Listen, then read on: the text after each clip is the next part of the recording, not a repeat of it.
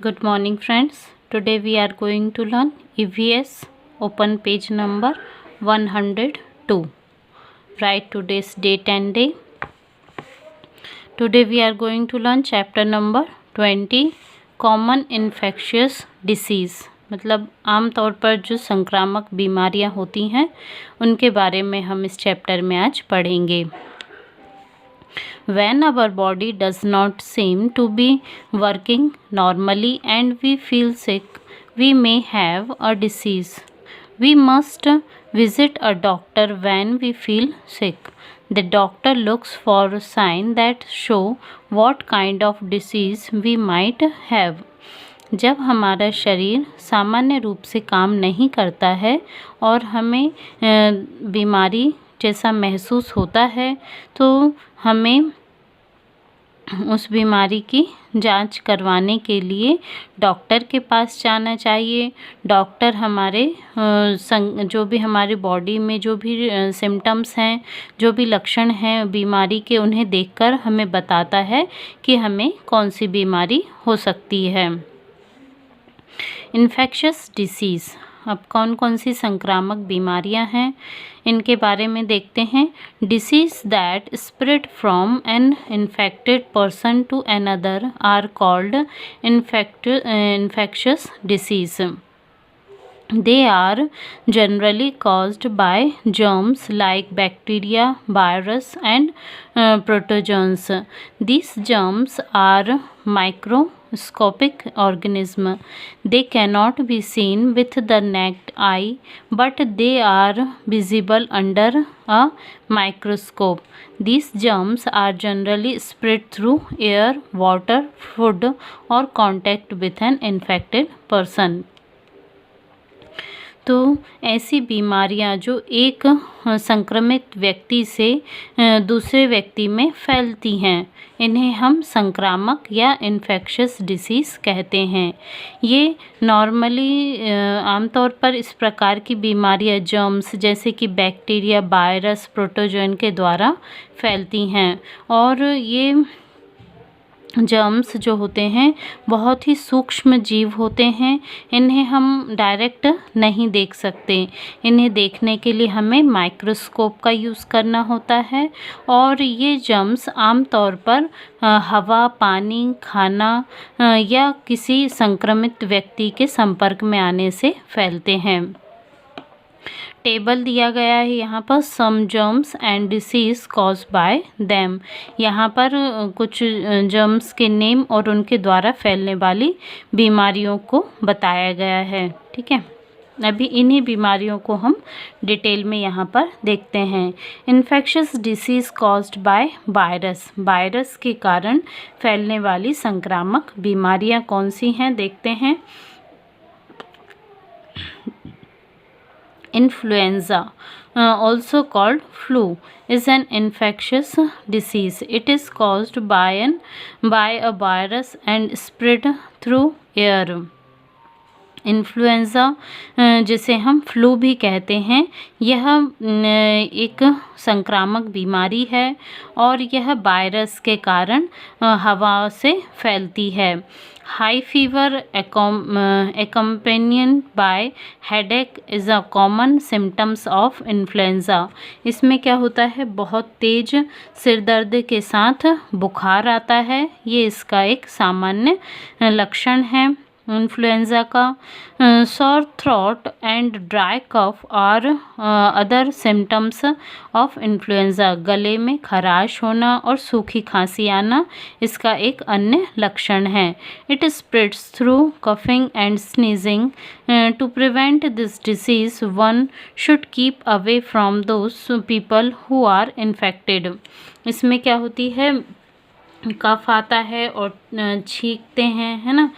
कफ, खांसने और छींकने से यह बीमारी फैलती है और इससे बचने के लिए हमें क्या करना होगा, जो इन्फेक्टेड, जो भी संक्रमित व्यक्ति है उससे हमें दूर रहना चाहिए. फिर है hepatitis. Hepatitis also called jaundice. Jaundice infects the liver. It is caused by contaminated food and water. weakness, yellow skin and orange urine are common symptoms of the disease. Hepatitis जिसे जॉइंडिस या पीलिया भी कहते हैं, यह liver को संक्रमित करता है और यह दूषित भोजन और पानी को पीने से होता है। इसमें क्या होती है, कमजोरी आती है, स्किन येलो कलर की हो जाती है, ऑरेंज कलर की यूरिन होती है। ये इसके कॉमन सिम्टम्स हैं। Rabies, also called hydrophobia, is caused by the bite of dog, cat, monkey or a bat. Fear, confusion and agitation are common symptoms of the disease. ये जो rabies है disease, इसे hydrophobia भी कहते हैं। यह कुत्ते, बिल्ली, बंदर या चमगादड़ के काटने से होती है और इसमें क्या होता है, डर लगता है, कन्फ्यूज़न होती है ना, और एजिटेशन लगती है। तो ये इसके कॉमन सिम्टम्स हैं। AIDS stands for Acquired Immune Deficiency Syndrome. It is a serious viral disease. It is caused by blood transfusion, sexual contact, and sharing unsterilized surgical instruments. This disease destroys the ability of the body to fight infections. AIDS का मतलब है acquired immune deficiency syndrome. यह बहुत ही गंभीर viral बीमारी है और यह ब्लड ट्रांसफ्यूशन, सेक्सुअल कांटेक्ट या अनस्टेलाइज्ड सर्जिकल इंस्ट्रूमेंट्स को शेयर करने से होती है। और इस बीमारी में शरीर जो होता है वो रोगों से लड़ने की प्रतिरोधक क्षमता को ख़त्म हो जाती है शरीर की। फिर है infectious disease caused by bacteria, bacteria के कारण होने वाली संक्रामक बीमारियां। Tuberculosis is an airborne disease that is transmitted by coughing, sneezing and spitting by infected person. Tuberculosis जो है यह एक वायु जनित मतलब हवा से फैलने वाली बीमारी है और यह जो इन संक्रमित व्यक्ति होते हैं उनके खांसने, छींकने या थूकने से एक व्यक्ति से दूसरे व्यक्ति में पहुंच जाते हैं। Typhoid is a bacterial disease which spread through water. Typhoid एक बैक्टीरियल डिसीज़ है जो कि पानी के द्वारा फैलती है। High fever and abdominal pain are symptoms of the disease. इसमें बहुत तेज फीवर आता है, पेट में दर्द होता है, यह इसके सिम्टम्स हैं। Diarrhea is another bacterial disease. It is caused by contaminated food, water and drinks. A person with diarrhea has loose motion, vomiting and abdominal pain. और ये जो डायरिया डिसीज़ है यह एक अन्य बैक्टीरियल डिसीज़ है और यह खराब खाना, दूषित पानी और दूषित पेय पदार्थों के यूज़ करने से ये होती है। और जिस व्यक्ति को डायरिया होता है उसे लूज मोशन, वोमिटिंग और एब्डोमिनल पेन, ये इनके उस व्यक्ति को इस प्रकार की तकलीफ़ रहती है। फिर आता है हमारा malaria and dengue. Malaria is a disease caused by protozoans. Protozoans are unicellular animals.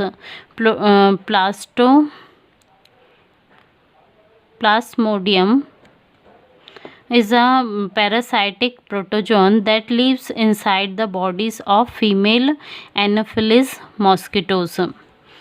Malaria एक ऐसी बीमारी है जो प्रोटोजोन्स के कारण होती है।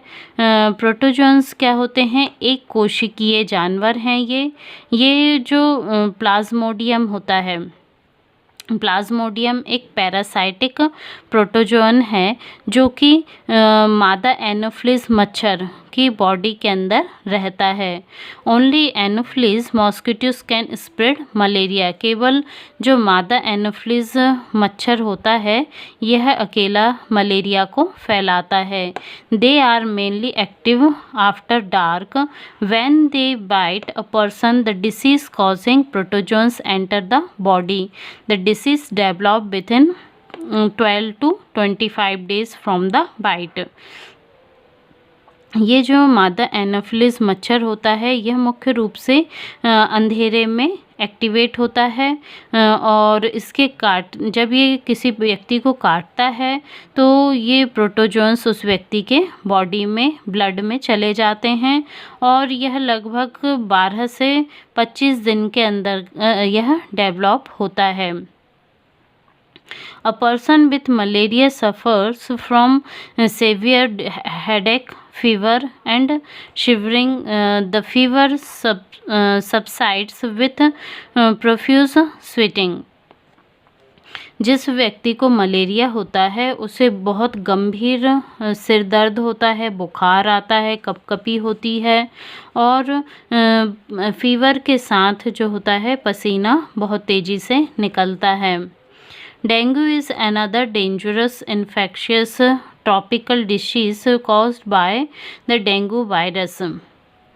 डेंगू जो होती है ये डेंगू वायरस के कारण फैलने वाली एक अन्य बहुत ही खतरनाक संक्रामक बीमारी है। It is transmitted by the bite of Aedes mosquito. This mosquito lays its eggs in fresh water. It is active during the day. ये जो एडिस मच्छर होता है ये इसके काटने से डेंगू डिसीज़ होती है और यह फ्रेश वाटर पर अपने अंडे देता है और यह दिन के समय एक्टिव रहता है। Prevention and control of malaria. अब मलेरिया की रोकथाम और उसे नियंत्रण करने के कुछ उपाय यहाँ पर बताए गए हैं। The occurrence of malaria can be prevented and controlled as follows. First is mosquitoes lay eggs in the stagnant water, so we should not let water stagnate in and around our house. जो मच्छर होते हैं वो रुके हुए पानी, जो इकट्ठा हुआ पानी रहता है उस पर अंडे देते हैं। तो हमें क्या करना है कि अपने आसपास कहीं भी पानी को जमा नहीं होने देना है या अपने घर में भी पानी को इकट्ठा करके नहीं रखना है ज़्यादा दिनों तक।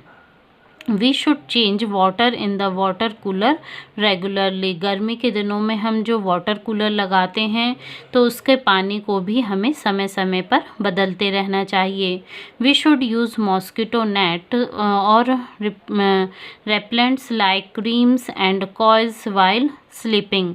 और हमें सोते समय मच्छरदानी, कॉइल और मच्छरों को भगाने वाले दवाइयाँ या क्रीम का यूज़ करना चाहिए। We should spray a mosquito repellent in the house to reduce the breeding of mosquitoes. और मॉस्किटोस की संख्या को बढ़ने से रोकने के लिए हमें जो दवाइयाँ होती हैं उनका छिड़काव करना चाहिए अपने घर के आसपास।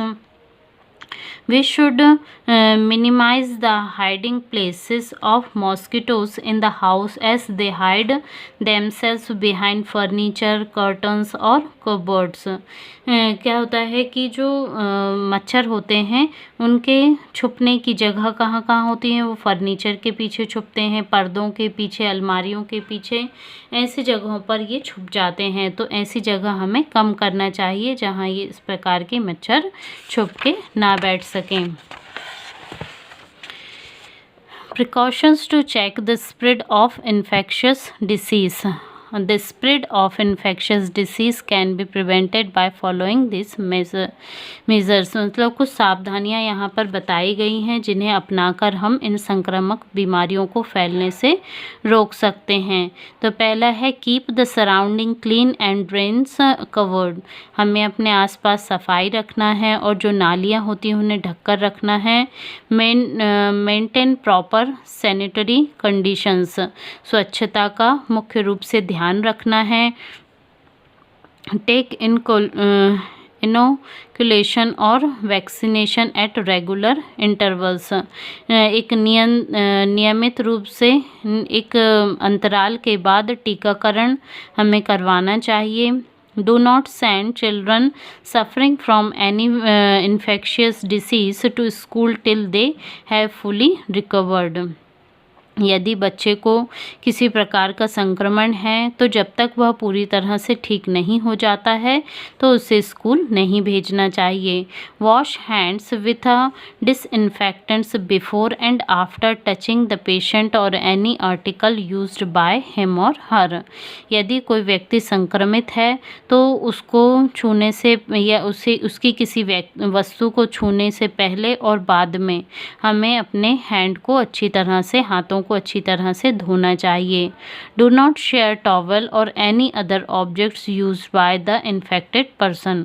और जो संक्रमित व्यक्ति होते हैं, इन्फेक्टेड पर्सन होते हैं, उनकी चीज़ें जैसे टॉवल और अन्य वस्तुओं को यूज़ नहीं करना चाहिए। तो ये था हमारा आज का चैप्टर, है ना। अब हम इसकी एक्सरसाइज करेंगे। Okay, thank you.